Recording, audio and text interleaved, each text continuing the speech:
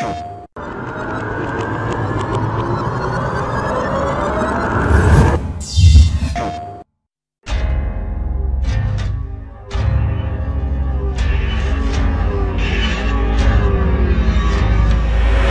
focus of this game has always been about these characters, and every decision we've made has always been, how do we show off this relationship? How do we show off this bond? How do we build Joel and Ellie over the course of the entire game and get you to care about each character and then how they relate to one another? With Joel as a character, there's an interesting kind of conflict. Here is a guy that is willing to do whatever it takes to survive. And we really wanted to show in this world there aren't necessarily good guys and bad guys. There's just people trying to survive, and Joel is just one of those people. He's tasked with delivering this girl somewhere, and over the course of their interaction, of how they spend time together, they form this unbreakable bond, and they really start seeing them care more and more for each other. So we wanted to show this guy that's pretty cold, cold-hearted, can do terrible things, and yet at the same time can develop this love for this girl where he's willing to do anything to save her.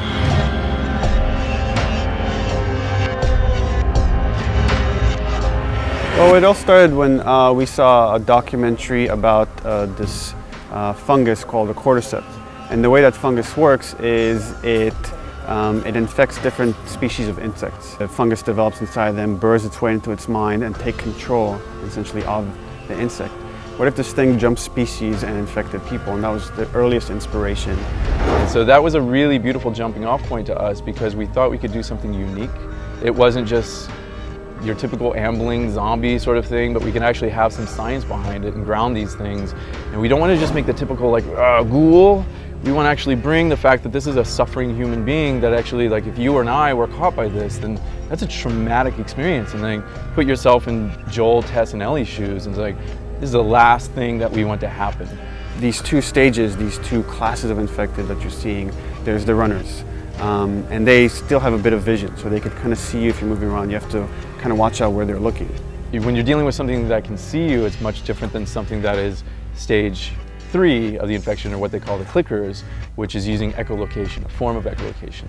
And then the clickers, it's all based on audio. So you have to make sure you're not making a lot of sound, you're not breaking a bottle, you're not doing something that will draw them to your location.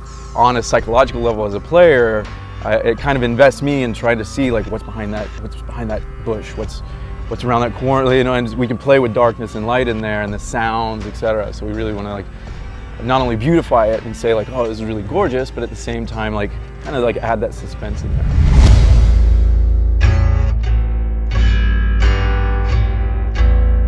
What you want to see is the contrast between the stark reality of the military city and that oppression versus, like, nature reclaiming the earth, what nature has done over 20 years, what the military has done fighting back the infection just to get this small little hovel, like, keeping their walls and their people contained, like, okay, we're safe, keep that locked down.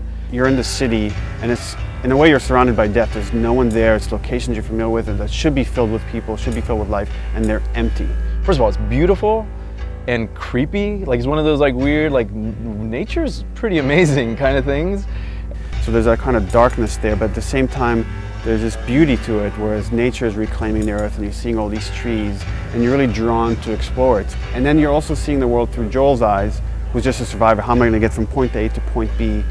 And it's contrasted against the way Ellie views the world. And it's like, again, all she's known is this oppressive quarantine zone. So when she comes out, she's never seen a skyscraper up close before. And for her to come out and actually be next to these things, these skyscrapers, glass buildings, like, wow, this is really amazing, this is really impressive. So we want to see it kind of through her eyes. In a way, they're scared for their lives. She's just enamored with the world and how it looks because she's never seen anything like this.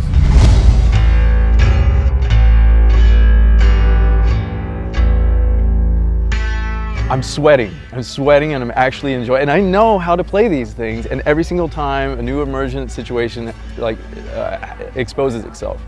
Something new happens where a guy took a left instead of a right, and that was the guy that's gonna, like, destroy me, and I got no ammo now, what do I do? And that's a beautiful feeling.